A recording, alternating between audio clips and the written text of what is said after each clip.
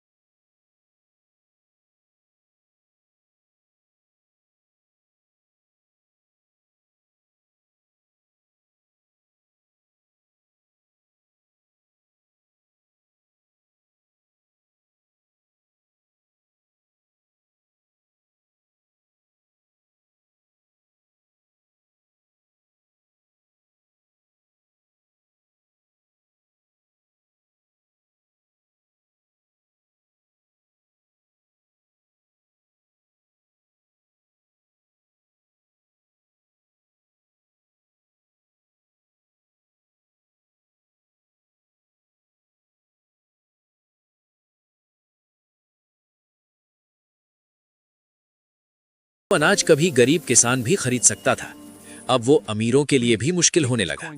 कई जगह लोग मुट्ठी भर अनाज के लिए अपनी चीजें बेचने लगे। किसानों ने अपने बर्तन बेच दिए, गहने बेच दिए और कई लोगों ने तो अपनी जमीन तक बेच दी। लेकिन भूख इतनी बड़ी थी कि वो सब कुछ निगलती चली जा रही थी। जब खाने के लिए कुछ भी नहीं बचा तो लोगों ने जंगलों की तरफ रुख किया। वे जंगली फल खाने लगे, जड़ें खोदकर खाने लगे और कई जगह लोग पेड़ों की छाल पीसकर खाने लगे। लेकिन यह भी ज्यादा दिनों तक नहीं चला। भूख ने लोगों को इतना कमजोर कर दिया कि कई लोग खड़े भी नहीं हो पाते थे। बच्चों की आंखों में चमक की जगह खालीपन दिखने लगा। कमजोरी और भूख के कारण बीमारियां फैलने लगी। दवाइयां नहीं थी, डॉक्टर नहीं थे और कई गांव में तो मदद के लिए कोई भी नहीं था। लोग एक एक करके मरने लगे। कई घरों में एक साथ कई लोगों की मौत हो गई। धीरे धीरे गांव में सन्नाटा छाने लगा। लेकिन सबसे दर्दनाक दृश्य अभी बाकी था। जब हालात बिल्कुल असहनीय हो गए तो हजारों लोग अपने गांव छोड़कर निकल पड़े। वे पैदल ही दूर दूर के शहरों की ओर जाने लगे। कई लोग अहमदाबाद की तरफ चले, कुछ मुंबई की ओर और कई लोग राजस्थान की दिशा में निकल पड़े। लंबे लंबे रास्ते, तेज धूप और पेट में कई दिनों से एक दाना तक नहीं। रास्ते में कई लोग भूख और प्यास से गिर जाते। कई बच्चे अपने माता पिता से बिछड़ गए और कुछ बच्चे रास्तों पर ही अनाथ हो गए। लेकिन इस त्रासदी में सिर्फ इंसान ही नहीं, पशु भी बड़ी संख्या में मारे गए। गाय, बैल और ऊंट, जो किसानों की सबसे बड़ी संपत्ति थे, उनके लिए न चारा बचा था न पानी। हजारों पशु भूख और प्यास से मर गए और किसानों की जिंदगी का सबसे बड़ा सहारा भी खत्म हो गया। उस समय भारत पर ब्रिटिश राज का शासन था। सरकार ने कुछ राहत कार्य शुरू किए।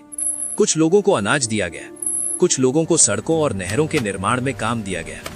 लेकिन इतनी बड़ी आपदा के सामने ये मदद बहुत छोटी साबित हुई, क्योंकि तब तक बहुत देर हो चुकी थी। इतिहासकारों के अनुसार इस अकाल में लाखों लोगों की मौत हुई।